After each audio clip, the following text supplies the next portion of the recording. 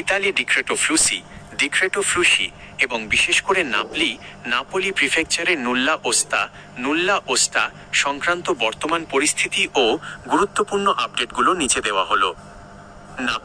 Napoli প্রিফেকচারের নুল্লা ওস্তা আপডেট।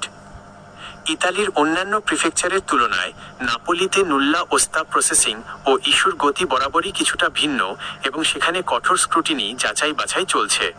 বর্তমান পরিস্থিতি অনুযায়ী কঠোর যাচাই বাছাই নাপোলি স্পোর্টেলো ইউনিকো পার লিম মাইগ্রেশন SUI বর্তমানে স্প্যাম বা ভুয়া আবেদন রোধ করতে মালিকপক্ষের আয় বা ট্যাক্স ফাইল, রেডিটো এবং কোম্পানির কর্মক্ষমতা খুব কড়াভাবে চেক করছে।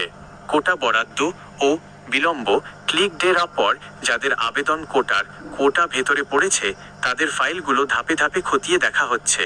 নাপলিতে ব্যাকলগ বা ফাইলের চাপ বেশি থাকায় অনেক জেনুইন আসল আবেদনের নুল্লা ওস্তা আসতে স্বাভাবিকের চেয়ে বেশি সময় লাগছে। রিজেকশন এবং রেভোকেশন বাতিল সাম্প্রতিক সময়ে ইতালির আদালতের টার ক্যাম্পেনিয়া কিছু রায়ে দেখা গেছে মালিকপক্ষ যদি চুক্তি সইয়ের সময় সঠিক আয়ের প্রমাণ দিতে না পারে বা নিয়মে ঘাটতি থাকে তবে ইস্যু হওয়া নুল্লা ওস্তাও রিভোক করা হচ্ছে। তাই আপনার মালিকের ট্যাক্স রেকর্ড ঠিক আছে কিনা তা এজেন্সির মাধ্যমে নিশ্চিত করে নেওয়া ভালো। ফ্লাসি নিয়মের নতুন পরিবর্তন সমূহ।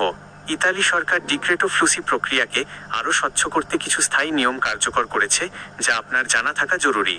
কোটার সাথে নুল্লা ওস্তার সম্পর্ক।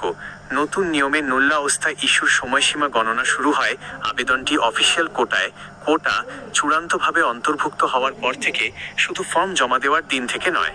এর ফলে প্রিফেকচারগুলো ফাইল প্রসেস করতে কিছুটা বাড়তি সময় নিচ্ছে। মালিক পক্ষের সীমাবদ্ধতা।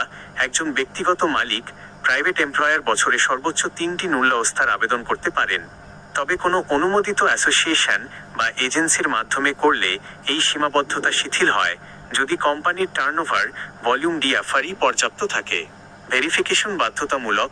নুল্লা ওস্তা দেওয়ার আগে নিয়োগকর্তা বা মালিকের সমস্ত তথ্য এবং কাজের জায়গার সত্যতা কঠোরভাবে ডিজিটাল সিস্টেমের মাধ্যমে যাচাই করা হচ্ছে।